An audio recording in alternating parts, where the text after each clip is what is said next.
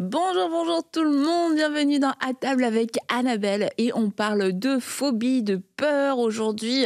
Alors est-ce que tu as une phobie, quelque chose qui te, dès qu'on en parle, ça te donne la chair de poule, ça te noue l'estomac ou des choses que tu veux absolument, qui te limitent aussi dans ta vie? Parce qu'à la fois on peut parler des phobies de façon un petit peu humoristique, mais ça arrive aussi que certaines phobies puissent nous limiter dans notre quotidien, puissent être aussi devenir des vrais maîtres parce qu'on va dire oui ou non à certaines choses et notre obéissance au Seigneur devient même conditionnelle à est-ce que je peux le faire, oui ou non, parce que j'ai une phobie. Alors aujourd'hui, on va voir comment être libéré de toutes ces phobies, qu'elles soient grandes, qu'elles soient petites. Et je suis avec Aurélie, Sandra et notre invitée Audrey. Bon, c'est bon, on peut rentrer à la maison. On l'a déjà prêché, c'est bien. C'est bon. Là, on va voir les phobies. Est-ce que vous avez des phobies? Toi, Sandra, tu nous disais avant l'émission que tu en avais une petite. Une petite, c'est pas grand-chose. J'ai la phobie des guêpes. Des guêpes. Ouais, traumatisme. À chaque fois que je vois une guêpe, je suis tétanisée, je crie, je pars en courant. Pourquoi? En fait, c'est né d'un traumatisme. Je me suis déjà fait piquer. C'est aussi pour ça. Je nettoyais une piscine et en fait, sans me rendre compte, je vidais l'eau sur un nid de guêpes. Ah. Et là, elles sont toutes sorties. Et j'ai commencé à aller voir, j'ai commencé à courir, sauf qu'elles m'ont couru après, elles m'ont piqué. Il y en a une qui s'est coincée dans mon t-shirt, puis qui m'a piqué. Et j'ai fait une grosse réaction allergique à toutes ces piqûres-là. T'avais quel âge? J'avais 15 ans. Ok. Et donc, depuis, c'est resté que une guêpe qui pique, ça fait mal. Et je peux faire une réaction allergique. Donc, c'est un traumatisme. Et c'est terrible parce que c'est super désagréable pour tout le monde. C'est des trucs bêtes, mais tu manges dehors. Il y a 2 guêpes qui sont là. Moi, je pars en courant. C'est incontrôlable. En fait, c'est ça qui est bizarre, c'est que j'ai essayé de les menacer. Alors, de dire, surprise pour nom toi. de Jésus. Surprise. On a une guêpe. On lâche les guêpes. Non, c'est vraiment... tu sais, c'est pas rationnel. Tu essaies de te contrôler. Tu te dis, non, mais c'est juste une bestiole. Tu peux la gérer. C'est pas grave. C'est irrationnel. Ça vient te prendre, puis incontrôlable. Il a de la compassion, Mathieu? Il a appris à tuer les guêpes. Désolée pour les défenseurs des animaux, mais je prends ma défense dans ce cas-là. Mais il a appris à être efficace dans le chasser les guêpes. Donc Audrey, on parle de phobie. Qu'est-ce qui t'a inspiré ce sujet-là? Mais en fin de compte, ce qui m'a inspirée, c'est parce que je rencontre pas mal de gens, et tu l'as bien dit, tu as dit que des fois, on ne peut même pas obéir à Dieu, où on ne peut même pas faire et accomplir ce que Dieu a pour nous parce qu'il y a certaines choses qui nous retiennent, qui nous gardent prisonniers. Et je rencontre pas mal de gens qui ont ce qu'on appelle des phobies. Il y a des centaines de phobies. Et moi, j'ai rencontré des gens qui ne pouvaient pas aller visiter leurs petits-enfants parce qu'ils avaient peur d'aller dans un avion. Ou quelqu'un d'autre qui ne pouvait même pas aller dans un ascenseur parce qu'ils avaient peur des espaces fermés. Je me rappelle même une dame qui avait tellement... Son mariage a été détruit parce qu'elle avait la peur des germes. Et tout au cours de la journée, il fallait et c'était invivable. Son mari disait, je peux plus supporter. C'était horrible. Et donc, je vois que des choses, ça peut commencer avec un petit truc un peu... inoffensif, je me fais piquer, mais tout d'un coup, si on ne gère pas cette chose au début, ça peut devenir quelque chose qui prend contrôle de notre vie. Et moi, j'ai toujours été une personne un peu intrépide, sans peur. Mais quand j'ai commencé en tant que missionnaire, j'avais fait une formation de mission intense, c'est-à-dire qu'on allait dans un bootcamp. Et c'était en fin de compte pour apprendre à travailler en équipe, à dépendre l'un de l'autre, et de conquérir toutes nos peurs. Okay. Et moi, j'y suis en disant, moi, j'ai peur, j'ai pas peur et tout. Quand je suis arrivée... Moi, rien que ça, tu vois, le programme, je me dis, j'y vais même pas. Mais quand je suis arrivée sur place, en ce bootcamp, j'ai tout d'un coup, mes jambes commençaient à trembler parce que je me suis aperçue que j'avais la peur des hauteurs. Même si j'allais sur une échelle, mes jambes commençaient à... Et là, je me trouve dans ce bootcamp, et c'était un bootcamp militaire, hein, c'était pas du flonflon, c'était réel. Et on devait grimper des poteaux qui étaient à je sais pas combien de mètres en hauteur. monter sur des fils de fer qui suspendaient en haut, lâcher une corde pour attraper l'aide devant. C'est la prochaine activité pour nous, les filles. Je disais juste avant, j'aurais peur que mon cœur lâche, là. Okay. Pour la prochaine, voyez, on va faire quelque chose à table avec Annabelle, dans un bootcamp. Ce serait le fun quand même. C'est une bonne idée. Oui, on verra comment on peut organiser ça à l'occasion. Mais bon, bref, me voilà. Et puis, il y a tous ces parcours, zipline qu'il faut faire, tout un tas de trucs, mais de fou. Et je me voilà, et je commence à chercher toutes les excuses pour ne pas le faire, en me disant, mais non, je peux pas, je vais dire que cela. Et tout d'un coup, mais j'avais les jambes qui tremblaient vraiment, mon cœur qui palpitait, et je commençais à vraiment, physiquement, et c'était quelque chose, je dis, qu'est-ce qui se passe? Et là, j'ai entendu le Saint-Esprit qui m'a dit, si tu cours aujourd'hui, tu vas courir pour le reste de ta vie. Si tu fuis. Si tu fuis. Si tu fuis et si tu ne le fais pas et que tu ne le fais pas aujourd'hui... Tu ne passes pas là aujourd'hui. Ouais, okay. Tu vas continuer à fuir ce problème pour le reste de ta vie. Et je savais que confronter cette peur, qui apparemment c'était... Quelle est l'importance? On dit sur un poteau, ça va pas être la fin de la vie. C'est pas quelque chose qu'on fait tous les jours. Voilà. Non. Mais le principe... Être dominé par une peur. Voilà. Le fait que disait, si je me laisse dominer par cette peur, alors que je vais en mission toute seule, je vais être dominée par... Le diable va m'avoir, hop, quelque part. Et il va toujours faire en sorte que je sois... Tu vois ce que je veux dire? Ouais. Que je sois... que je ne puisse pas faire ce que Dieu m'appelle. Que ce soit ça, et puis demain, ce sera peut-être autre chose, etc. Voilà. Et du coup, tu l'as fait. Et j'ai vu ça, et tout d'un coup, j'ai dû prendre une décision. Qu'est-ce que je fais? Et alors là, ça a été... j'ai prié, j'ai dit, OK, Seigneur, OK, j'y vais. Et c'était pas... j'ai dû continuer. Je me rappelle, je montais, les jambes qui tremblent, et je me trouve sur ce fil de fer, et ça fait... Et je prends et j'attrape la corde, et la fil de fer qui... Ça, et je suis mon cœur. Et tout en moi... J'ai l'impression que je vais tomber. Tout en moi se révolte. Tout en moi. Et j'ai dû, pendant ce temps, prier en langue. C'est pour ça que prier en langue. L'arme se traite degré. Ah ouais, ça c'est mon... J'ai prié en langue. Et il y avait l'autre personne dans l'équipe qui me dit, OK Audrey, tu y vas, fais-y, continue. J'étais là, puis j'ai continué. Et je devais continuer à confronter. Tu pleurais? J'ai pas pleuré, mais à l'intérieur, je grinçais, j'avais des dents. Je pense que mes mâchoires étaient tellement serrées. Et je priais en langue, et je continuais. Je disais, Seigneur, me lâche pas. Seigneur, tu es avec moi. Et je continuais un pep talk. Continuer à me parler, à me dire, à m'encourager. Audrey, tu peux le faire. Vas-y, continue. Un pas de plus. Vas-y. Et je continuais à le faire. Je continuais. Et j'ai fait ça et le parcours, ça a duré plusieurs heures. Oh, quelle heure. Donc, c'est pas que ça s'est fait, hop, du jour. Et puis, à un moment, le dernier truc, c'est là où moi, je me rappelle, on devait monter un poteau qui était comme un poteau électrique. Et en haut du poteau électrique, il n'y avait rien pour t'attraper. Mais il fallait se relever et se mettre debout. Je vois Aurélie qui me regarde. Debout sur le poteau. C'est terrible. Debout sur le poteau. Et que tu escalades comme ça à main nue. Voilà, alors on monte sur le poteau. Non, moi, pas comme ça. Il y a comme des petites barres sur chaque poteau. Donc tu montes les barres. Mais quand tu arrives en haut, comment tu peux te relever je comprends, pour te mettre debout? Parce qu'il n'y a rien, quoi. Il n'y a rien. C'est juste le haut du poteau. Voilà. Et t'as fait ça? Et j'ai fait ça les genoux qui tremblent. Mais il s'est passé... Et il y avait un trapèze qui était là devant. On devait sauter dans l'air pour... C'est pas vrai, non. C'est la préparation mission. Il y a quelqu'un qui va être missionnaire. Je devais sauter. Quand je me suis relevée et que je me suis tenue debout, et bien sûr, tu survoles, tu peux voir tout, il y a quelque chose en moi qui s'est brisé. Tout d'un coup, il y a eu comme... Je me suis sentie comme une conquérante je pouvais conquérir le monde entier. Je me rappelle. J'imagine debout sur ton poteau. Exactement. Exact. C'est ce que j'ai fait. J'ai hurlé.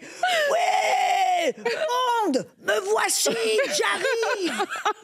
Ah mais c'était de la libération qui s'est fait comme ça. Et après, tu devais prendre le trapèze. Et après, j'ai dû sauter en l'air pour attraper le trapèze. Il n'y a pas des vidéos de ça? Wow. Si seulement j'aurais bien aimé, ça aurait été super, même de pouvoir montrer. Mais et c'est là qu'il y a quelque chose qui s'est cassé. Cette peur a perdu son emprise sur moi. C'est fou. Et là, le Seigneur m'a parlé, il me dit, peu importe, parce que tu as choisi de confronter cette peur et de la vaincre, la peur n'a plus de pouvoir sur toi. Et donc là, j'ai compris un principe. Parce que souvent, quand on parle de la peur, des phobies, très souvent, on nous dit, juste parle à la peur. Mais la peur, tu ne peux pas y parler. Tu ne parles pas à la peur, tu dois la confronter. Car la peur, tu te rappelles quand on voit dans la Bible que Jésus a parlé à un figuier, parce que le figuier lui disait non, lui parlait. Et la Bible dit que Jésus a répondu au figuier, dans Matthieu 11 ou Marc 11. Matthieu 21 ou Marc 11. Il dit Jésus a répondu au figuier. Qu'est-ce que ça veut dire? Que le figuier lui parlait? Le figuier lui disait quelque chose. Et la peur nous dit quelque chose. La peur, quand tu vois des guêpes, la peur te dit, tu vas te faire piquer, tu vas enfler, tu vas avoir les mêmes réactions. Elle te parle. Et simplement lui parler, c'est pas suffisant. Et c'est ce que j'ai compris. Les phobies, la peur de... Et je dis simplement dire peur, non, pars, va... Non, la peur te rigole en disant ouais, parce que la peur te parle. La peur te dit, tu peux pas faire ça. Tu peux pas faire ça. Et la même manière de prouver à cette peur que tu es maître d'elle, ce n'est pas de lui parler, c'est de lui dire « Ah ben oui, ben regarde-moi, je vais le faire. » Et c'est ce qui s'est passé. Parce que j'ai confronté cette peur, et c'est ce que le Saint-Esprit me montrait. Il me dit « Si tu recules là, tu vas reculer pour le reste de ta vie. » Et donc là, j'ai compris quelque chose, que je devais confronter cette peur face à face. Et c'est ce que je dis très souvent aux gens. Je dis, peu importe ce que la peur te dit que tu ne peux pas faire, tu dois la regarder en face en disant, peur, regarde-moi. Parce que tu vas me voir faire exactement ce que tu me dis que je ne peux pas faire. Et peut-être que ça ne va pas se passer du jour au lendemain, ça ne va pas se faire immédiatement, parce que la peur... le plus elle a eu une emprise sur toi, le plus longtemps elle va vouloir rester accrochée. Mais moi, ce que je dis aux gens, je me rappelle, il y avait une dame, j'étais dans une conférence, et elle me dit, j'ai peur, elle avait aussi peur des microbes. Et j'ai dit, ok, oui, je peux prier pour vous. Tu lui as éternué dessus. Non, j'ai pas fait ça, j'étais plus gentille. Mais elle me dit, oui, j'ai peur de la saleté des microbes et tout ça. Je dis, oui, ben, je peux prier sur vous, d'accord. Je dis, d'accord, je peux me mettre d'accord, prier, imposer les mains, mais ça va pas être la fin de la chose. Je dis, à la fin de la prière, tu vas devoir aller dehors et te rouler dans la poussière. L'acte de foi. Elle me regarde, me dit, me rouler dans la poussière, mais je peux pas le faire. Je dis, voilà, la peur vient de te reparler. Tu dois lui dire, non, regarde-moi. Et la dame, elle a dit, c'est ce que je dois faire, vraiment? Je dis, oui, tu dois la confronter et faire ce qu'elle te dit que tu peux pas faire. Elle l'a fait. Elle est allée dehors. Et tu sais, au Colorado, c'était au Colorado, il y avait beaucoup... La terre, elle est un peu rouge. Et... elle est allée dehors et puis elle s'est roulée. Elle est allée dans la... Sans le contexte, il y a une dame qui se roule. Maintenant, on va chasser l'esprit de Elle est revenue à la conférence. toute pleine de boue. Aïe. Mais bref, elle est revenue en me disant, c'est ce que j'ai fait. Et elle me dit, oui, c'était très, très, très, très dur. Je dis, mais tu vas devoir le faire jusqu'à ce que tout d'un coup, cette chose n'ait absolument plus aucune emprise sur tous les jours. Une dame, la même chose. Elle avait peur. C'était dingue. Elle habitait sur la côte est des États-Unis. sa fille et ses petits-enfants étaient sur la côte ouest, en Californie. Et elle me disait, mais je peux pas voir mes petits-enfants, je l'ai pas, et je veux les voir tellement, mais il faut que je prenne l'avion. Je dis, mais pourquoi tu prends pas? Elle me dit, j'ai peur de l'avion, de ce qui va se passer. Je dis, tu vas devoir aller, là voilà, je vais prier pour toi, mais ton prochain truc, tu vas aller booker, tu vas réserver un billet d'avion pour aller voir. Et elle l'a fait, elle m'a envoyé un témoignage en me disant, je m'étais accrochée, elle me dit, j'avais accroché le bras de la personne à côté de moi, j'ai même mis les ongles dedans. Et je lui dis, j'ai peur de l'avion. Elle me dit, mais à la fin, elle s'est aperçue que rien s'était passé, elle a été libérée. Là, on parle de peur matérielle, physique. Comment on fait, en tout cas dans cette même idée, quand on a, par exemple, peur du regard des gens, peur du rejet, tu sais, ce genre de peurs-là qui sont moins matérielles, mais que tu veux confronter ces peurs-là? Ça, c'est une bonne question. Ok, on revient pour un autre à table. Le regard par exemple, la peur de l'homme. Ouais. La Bible dit c'est un piège dans Proverbes. Et on doit la confronter la même chose, c'est-à-dire que si tout d'un coup tu dois avoir un pep talk, tu dois avoir peut-être te parler à toi-même, si tout d'un coup tu te vois la peur du qui dire, la peur de ce que les gens vont faire ou vont penser de toi ou vont faire, tu confrontes la chose, c'est toujours la même chose, il y a un dialogue, il y a quelque chose. Cette peur va te dire tu peux pas faire ceci ou dois pas faire cela. Donc tu écoutes, qu'est-ce que cette peur te dit? Et ce que la peur te dit que tu ne dois pas ou peux pas faire, tu la confrontes. Mm-hmm. Donc si cette peur te dit tu dois pas avouer tes échecs parce que qu'est-ce que les gens vont dire, tu te tiens devant tout le monde et tu avoues voilà, j'ai échoué, j'ai fait ceci. Mm-hmm. Et ça exige vraiment un... Et il y a des années, comment Jérémie, le Seigneur lui avait dit avant d'aller prêcher de se déguiser, en fait, de mettre un déguisement. Et je me suis dit, qu'est-ce qu'il fait? Mais lui-même ne savait pas trop pourquoi il devait le faire, mais il avait un déguisement. Et franchement, c'était embarrassant même à voir.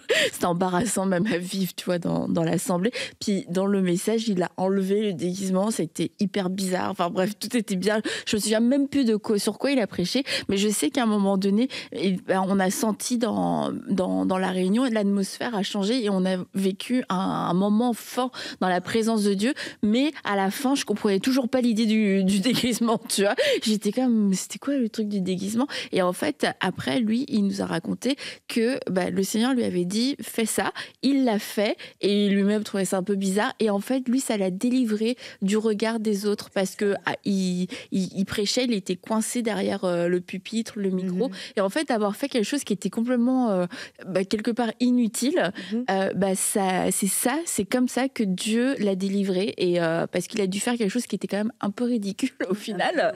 Ouais. Mais tu vois, Dieu dans tout ça était bon parce que on a vécu un super moment. Après, je pense que personne n'a compris l'histoire du déguisement, mais c'est parce qu'on en a retenu. Mais en lui, ça a brisé quelque chose. Donc, tu sais, quelquefois, on sait pas ce qu'on doit faire pour briser ce genre de choses, pour le confronter. C'est quoi l'action à poser? Mais ça va être dans une chose que le Seigneur va nous demander de faire, puis qui va nous déranger. Et tu vois, je pense même à quelque chose dont tu avais témoigné une fois dans Paroles de femmes, sur ta taille. Que tu sais, par rapport au fait d'être grande, moi je comprends pas le complexe parce que bon mais et que t'avais mis des talons, confrontée, c'est ça, je les ai toujours, oui. et que t'as mis des talons et je crois qu'à fois on sait pas quoi faire, mais en fait le Seigneur va nous demander de poser une action précise et c'est en faisant cette action là que clac ça va tomber, et que ce soit pour une peur plus matérielle mais une peur aussi plus immatérielle. Et du coup je pense que pour ce genre de peur, c'est là où le Seigneur, c'est lui-même qui va nous conduire pour poser certaines actions. Attention, si c'est votre prière, nous on se dédouane. Je me rappelle, tu vois, Sandra, pour répondre un peu à la question, il y a quelques années de cela, le Seigneur m'a connectée avec un ministère qui est international et j'ai beaucoup de respect pour cet homme de Dieu. Ah oui. Et très connecté avec son ministère et tout ça. Et je me rappelle, j'avais été à une conférence où il y avait lui Il y avait Bill Johnson et Randy Clark, qui sont trois personnes. Trois personnes. Et donc, j'avais été à cette conférence. Et ce jour-là, le Seigneur, j'étais dans ma chambre d'hôtel et puis je voulais passer du temps avec le Seigneur. Et puis le Seigneur me dit, non, aujourd'hui, je voudrais que tu ailles là à la conférence. Mais je savais que ce matin-là, il y avait un jeune homme que je ne connaissais pas qui allait prêcher. Personne ne le connaissait, je ne le connaissais pas. Et en moi-même, je me suis dit, mais qu'est-ce que s'il est tout jeune, qu'est-ce qu'il a à m'apporter? Je préfère passer du temps dans ma chambre avec le Seigneur, qui était une raison valide. Mais le Seigneur me dit, non, non, non, je veux que tu y ailles. Et finalement, j'y suis allée et j'arrive dans la réunion et la puissance de Dieu, la présence de Dieu est tellement forte que tout d'un coup, la puissance, j'étais là et je me suis dit, j'ai commencé à me repentir. J'étais, Seigneur, pardonne-moi. J'ai fait preuve de fierté, d'orgueil, de penser que ce petit jeune n'aurait rien à m'apporter. Et j'ai commencé vraiment à demander pardon, à me repentir. Et tout d'un coup, c'était comme si quelqu'un m'a poussé. Je m'ouvre les yeux en me disant, qui c'est qui est en train de me pousser? Personne, je suis tombée. Et là, j'ai eu un moment, une rencontre super puissante avec le Seigneur. J'ai commencé à pleurer, à fondre en larmes, à pleurer, à sangloter. J'ai eu tout un tas de trucs qui se passaient. Wow. Et pour te dire la vérité, cet homme de Dieu que je respecte beaucoup, c'est un homme qui est très stoïque.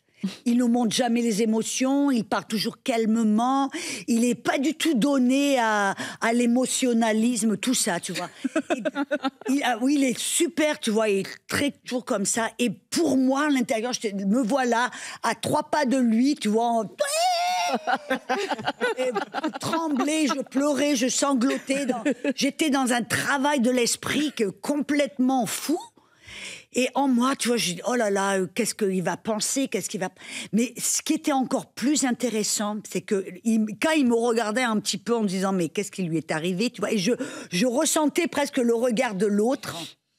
Mais plus tard, quand j'ai refait une conférence, c'était une de ces conférences, et j'étais une des invitées, derrière le pupitre, le Seigneur m'a dit d'en parler et de mettre ça, qui était comme moi, lui dire ceci, là, tu vois, tu as l'impression, encore une fois, le regard de l'autre, et là, d'avouer devant tout le monde que j'avais fait preuve d'orgueil, que ceci, que cela, tu vois. C'était comme si ma chair était... Mais il s'est passé quelque chose où tout d'un coup, j'étais comme libre de cette peur de l'homme. Mm-hmm. Même parce que souvent, la peur de l'homme, que tu connais pas, tu t'en fiches. Mais des personnes que tu admires, dont le regard sur toi t'impacte, c'est une différence. Ouais. Et aussi, quand tu parles... En fait, ça touche tous les domaines. Je pensais, quand Sandra a posé la question, il y a des personnes aussi qui ont peur des esprits méchants, qui ont peur des démons. Et je fais que réfléchir à ça dans ma tête depuis, par rapport aussi à l'autorité, parfois, qu'il va falloir manifester lorsqu'on est justement, lorsqu'on a peur. Pour certaines personnes, cette confrontation-là, ben, parfois, ce sera aussi de prendre cette autorité-là et de dire non. En fait, c'est pas toi qui me domine. C'est de rappeler la vérité. C'est que le diable est sous nos pieds. Tu vois, c'est de faire ces rappels-là. Et je pense que ça, c'est aussi un domaine dans lequel parfois on s'autorise à être inférieur ou à garder une certaine peur parce que, comme Sandra disait, c'est abstrait. C'est peut-être des choses qu'on ne voit pas tout de suite. Mais même dans des domaines comme ça, ben, il y a une réponse de confrontation qui doit être donnée, qui doit être claire. On ne doit pas toujours même être sur la défensive. On doit aussi vraiment confronter. Et je ne sais pas si c'est parce que moi, on dit souvent de moi que je suis une guerrière, mais j'aime le mot confronter parce que justement, on subit trop de choses. On subit la peur de ceci, la peur de ça, etc. Et les choses ne changent pas dans nos vies au final parce qu'on ne prend pas le temps parfois de confronter même les défis. Parce que j'aime beaucoup quand tu disais que tout ce qui existe au final parle. Le figuier parle, le défi te parle. Il y a quelque chose que c'est en train de te dire, c'est que tu n'es pas capable, tu vas pas y arriver, je suis au-dessus de toi, c'est ce que c'est en train de te dire. Mais le fait d'être dans la confrontation, de dire je n'aurai pas peur de toi, tu vas pas m'impressionner, je te confronte. Moi personnellement, quand j'entends ce message, je trouve que ça peut changer toute une vie et à différents niveaux. Tu vois, pas juste des choses même très visibles, mais dans tous les niveaux. Qu'est-ce qui me fait peur aujourd'hui? Ok, j'ai peur des démons. Ok, comment je fais pour le confronter? Et là, tu vas méditer la parole de délivrance. Quelqu'un qui se manifeste. Tu sais, quelque chose qui est important aussi, surtout quand on parle de démons, parce que souvent les gens, quand ils pensent confronter, ils pensent qu'ils doivent commencer à se battre, à hurler. Qui, en fin de compte, la Bible dit que ça, c'est une... Tu exposes ta peur. Et il y a un verset, pour moi, quand j'ai vu ce verset, ça m'a tellement parlé, c'est dans Philippiens 1, je crois que c'est 28, qui dit de rester dans la paix, qui est pour l'ennemi une preuve de sa perdition, mais pour toi une preuve de salut. Et quand je suis arrivée à un moment où le Seigneur m'a commencé à me montrer que exercer l'autorité, c'est pas simplement commencer à hurler, tu vois, à commander au nom de Jésus 45 000 fois, mais des fois le fait de regarder quelque chose dans la paix en disant je suis d'accord avec toi. Je refuse de bouger, je refuse de m'effrayer, je refuse. Et de rester dans cette position de calme, presque de... C'est une preuve que je suis maître. Ça me fait penser quand j'avais eu des oppressions justement dans les nuits, un moment, et quand tu dis ça, je pense que ça va peut-être aider des gens. Un moment, chaque fois je me réveillais en fait et je prenais autorité quand ça arrivait. Mais un moment, j'étais comme... mais c'est pas le diable qui va décider si je dors, si je me réveille quand je prie. Tu vois, c'est pas à lui de le décider. C'est Dieu qui doit me conduire. C'est pas ces événements-là. Donc, je dis pas qu'il faut pas le faire, mais il y a un moment, je le faisais, mais il y a un moment, j'ai senti que non. Je me recouchais, je dormais. Tu vois, c'est que quand je vais décider de prier par rapport à ça, là, je vais le faire. Mais là, je me couche et je dors. Tu vois, et parfois, là, comme on est en train de parler de confronter, moi, ce que ça m'avait appris, c'était que il y a des temps, oui, où c'est directement qu'il va falloir le faire, mais il y a des temps où, devant nos peurs, devant les choses qui viennent nous défier, on doit leur dire que c'est pas toi qui décides du cours de ma vie. C'est ça. C'est pas toi qui décides même de mon temps de prière. C'est pas parce que tout à coup, l'oppression a apparu que, oups, je dois prier. C'est pas l'oppression qui décide de ça, en fait. C'est vraiment ta relation avec Dieu, ce que le Seigneur va te mettre à cœur de faire, qui est important à ce moment-là. Et je pense que comme on a dit tout à l'heure, dans tous les domaines de nos vies, on doit pouvoir vraiment s'arrêter et dire qu'est-ce qui me challenge, en fait, qu'est-ce qui s'est présenté devant moi comme un géant qui m'effraie, que je n'arrive même pas à affronter parce que c'est effrayant, en fait. Ça suscite en moi des limitations à tous les niveaux, etc. On doit pouvoir se présenter là et dire c'est pas toi qui vas décider du cours de ma vie, c'est Dieu seul. Et je pense que c'est un positionnement à avoir, en fait. Et aussi d'être alerte dans le sens où on sait qu'on peut avoir certaines peurs depuis l'enfance. On peut les identifier comme tu avais, Sandra, avec les guêpes. Si tu en croises une, sache que c'est le moment de dominer. Mais je tiendrai au courant. Il y a des choses comme ça, on le sait, mais quelquefois, en fait, en avançant dans la vie, il y a des nouvelles tentations de peur et de phobie.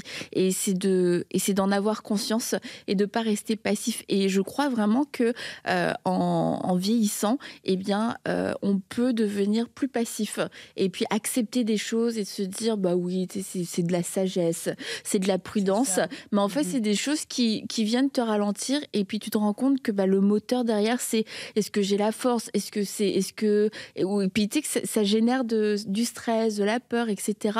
Et de se dire mais en fait quand ça arrive faut tout de suite réagir parce que quand c'est petit c'est encore facile en fait, mais si tu commences à te laisser dominer par ça, ça veut dire que oui, si à 40 ans, tu commences à te dire « Oh, c'est voyager, là, je sais pas, c'est beaucoup de choses, l'avion, les transports. » Mais en fait, c'est sûr qu'à 60 ans, tu prendras plus jamais l'avion, ce sera devenu une montagne. Et si on commence à avoir ces petites choses qui arrivent dans nos vies, des choses qu'on faisait avant, mais peut-être c'était un peu fragile, se dire « Ok, c'est maintenant là que je dois les confronter. » Et puis, si c'est la peur de voyager, si c'est la peur de faire des nouvelles choses, eh bien, on y va parce que, franchement, à 40 ans, ou même si ça arrive avant, il y a encore plein d'années où le Seigneur veut qu'on fasse encore plein de choses.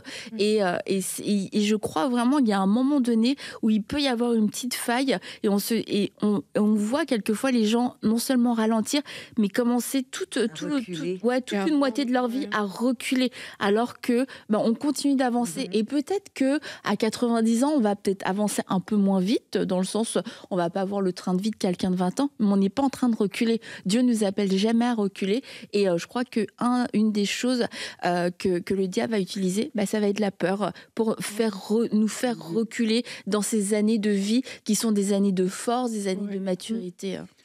Le fait, c'est qu'on est appelé à régner. Si c'est parce que souvent, comme tu dis, on a des petites excuses. Et c'est ça le problème. C'est que ça commence petit, comme tu dis. Et c'est banal, c'est pas grave. Mais c'est le principe qu'on doit avoir, parce qu'on est appelé à régner. C'est pas parce que peut-être tu as peur de monter sur ton échelle ou peu importe. C'est que, qu'est-ce que c'est qui te domine? Parce que dans notre ADN, c'est l'ADN de Dieu. Et l'ADN de Dieu, on est appelé à régner. On reçoit l'abondance de sa grâce et le don de la justice. On est appelé à régner. Et au moment où le diable dicte notre conduite, que ce soit des petites choses ou des plus grandes choses, on lui donne une place dans notre vie et on ne doit pas. Et il y a un verset pour moi le Seigneur vient de me le rappeler. Quand on parlait de confronter, Gédéon, la peur, c'est humain, entre guillemets. Gédéon, quand Dieu lui a commandé de libérer Israël, et que Gédéon avait peur, tout d'un coup, il a eu peur. Et qu'est-ce qu'il a fait? Il a détruit les autels de Baal pendant la nuit, parce qu'il avait peur, mais au moins il l'a fait. Et il y a eu différentes choses, mais à la fin, quand il avait toujours peur, qu'est-ce que Dieu lui a dit de faire? Va dans le camp de l'ennemi. Et c'est dans le camp de l'ennemi qu'il a trouvé la solution. Et c'est exactement de ça que je parle. Quand tu confrontes la peur, tu vas dans son camp. Tu vas droit dans le camp de l'ennemi et c'est là que tu vas vaincre l'ennemi, dans le camp. Amen. Je me rappelle, pendant plusieurs années, j'avais tendance à dire que j'étais peureuse mais courageuse. Mais je me disais toujours, je suis une peureuse. Moi, si on me demande de faire quelque chose qui me dépasse, l'automatisme que j'ai, c'est je vais avoir peur. Mais par contre, je prends le courage. Je veux quand même le faire. Puis à un moment donné, en fait, j'ai dû prendre la décision de dire, en fait, maintenant, je refuse de me laisser dominer par la peur. Je refuse de ne pas faire quelque chose parce que j'ai peur. Je refuse de me dire, même encore maintenant, je dirais que des fois, ça arrive que peu importe ce que ça peut être, mais qu'on me dise, par exemple, des jeux d'eau, des trucs, des glissades d'eau. Réflexe, je vais avoir peur. Mais quand on me dit, tu vas pas le faire, j'ai dit j'ai peur, mais j'ai pas dit que je vais pas le faire. Et de vraiment changer cette manière de penser. J'ai peur, mais c'est ça. Je prends l'autorité et je domine sur ma peur et je le fais. Et même si ça me fait peur, en fait, je refuse que la peur m'empêche de poser une action, m'empêche d'avancer, m'empêche de faire quelque chose. Et en tout cas, comme tu dis, c'est une manière de le dominer, mais ça a été une décision que j'ai dû prendre à un moment donné. Amen. De me dire, la peur est là, puis elle sera peut-être tout le temps là, mais c'est pas vrai qu'elle va m'empêcher de. Je prends la décision que même si j'ai peur, je vais quand même dire oui. Même si c'est quelque chose, une opportunité que je me dis, mais je vais jamais y arriver. Écoute, vas-y, puis fais-le quand même. Puis peut-être et une chose qui nous aide alors qu'on confronte, parce qu'on parle de confronter la peur, mais pendant qu'on confronte la peur, qu'est-ce qu'on peut faire? On peut méditer l'amour de Dieu une fois de plus, de se dire Dieu va pas me laisser tomber, Dieu va me protéger, Dieu il est là avec moi et en moi, et de vraiment se dire je suis en train de faire ma part. Quand je m'imagine même les enfants d'Israël, quand Dieu leur a dit de traverser la rivière du Jourdain ou la mer Rouge, je suis persuadée qu'ils ont tremblé un peu là. Mais ils l'ont fait et c'est la chose qui devait se rappeler, c'est que Dieu est fidèle et Dieu était là avec eux. Ouais. Et je crois que c'est quelque chose. Donc la prochaine fois, on va voir Sandra avec un gros truc, tu vois, les trucs pour les guêpes. Ouais, des trucs, Les éleveurs d'abeilles. Elle va avoir un truc, elle va les confronter. Oui. J'en suis Je refuse de Palmer. En plus, pas loin de chez toi, il y a un producteur de miel. Ah oui, c'est vrai, C'est vrai. exactement. Bon, bah voilà. Mais va le voir. Va le voir.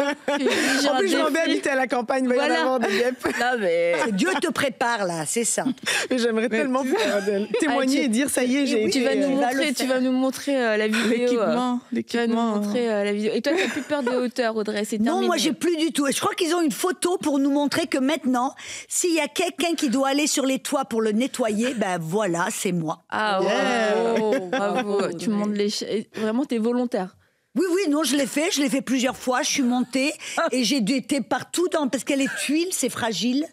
Et mon mari, il est un peu costaud. Donc s'il monte sur les tuiles, elle casse. Donc ben voilà. Donc la prochaine photo, c'est toi, Sandra. Avec les guêpes, en mode... Je te mets passion mouille.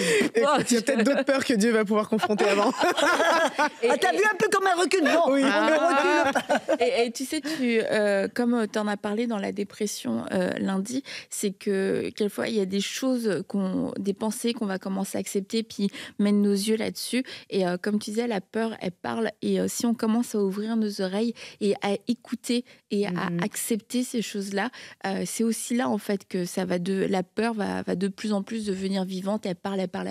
Puis à un moment donné, ça devient comme une vérité acceptée que, bah oui, c'est vrai. On commence à imaginer le pire. Mais et c'est là aussi on doit être vigilant, c'est que il peut y avoir une pensée qui vient comme ça.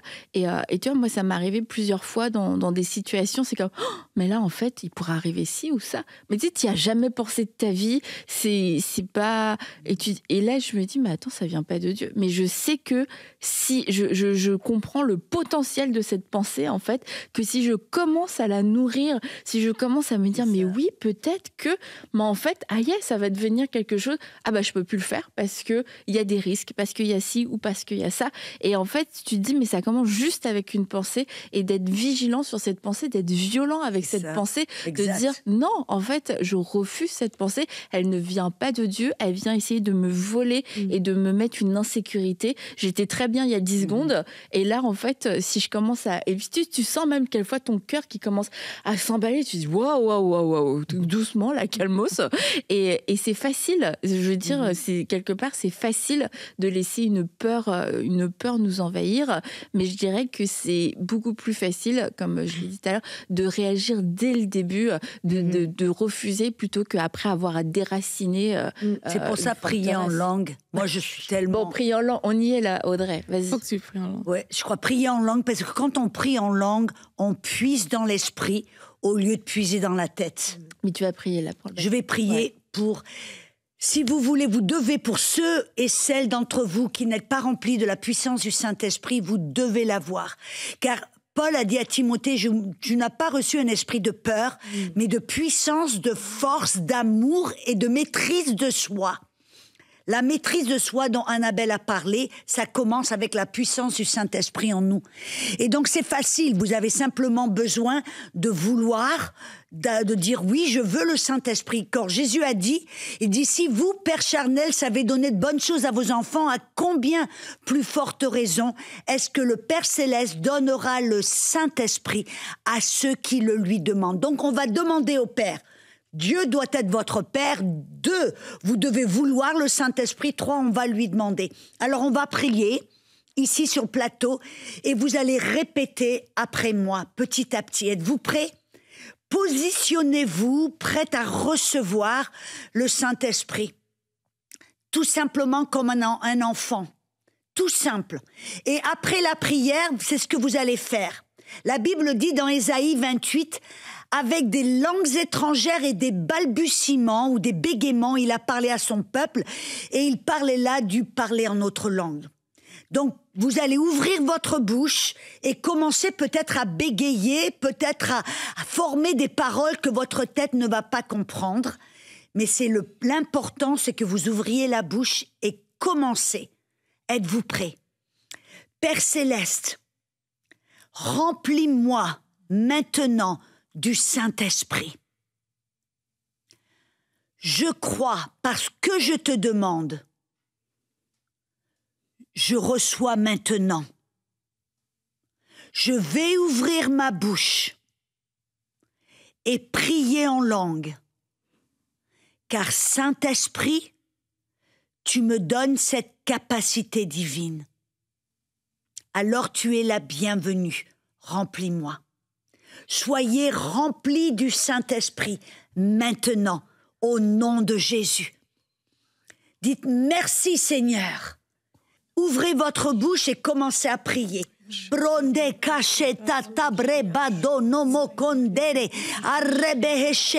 N'essayez pas de comprendre, simplement laissez-vous aller. Griando cobera bashende le garia batando robestande kiria tobro coria tarebede de kerando. Alléluia. Merci Père, au nom de Jésus. Merci, merci.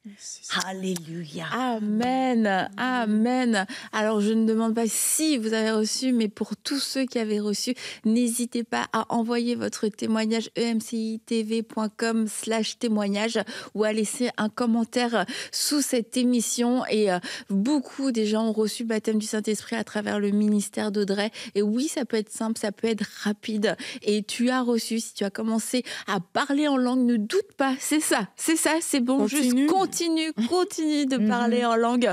Tu laisseras un commentaire un peu plus tard. Et Audrey, tu seras encore avec nous vendredi. Vendredi. Et aussi, je vous encourage, là, après cette émission qu'on a pu faire sur les peurs et les phobies, pose l'action. Pose cette action qui est montée sur ton cœur. C'est le moment. N'attends pas la fin de la semaine. N'attends pas le mois prochain. Fais-le maintenant.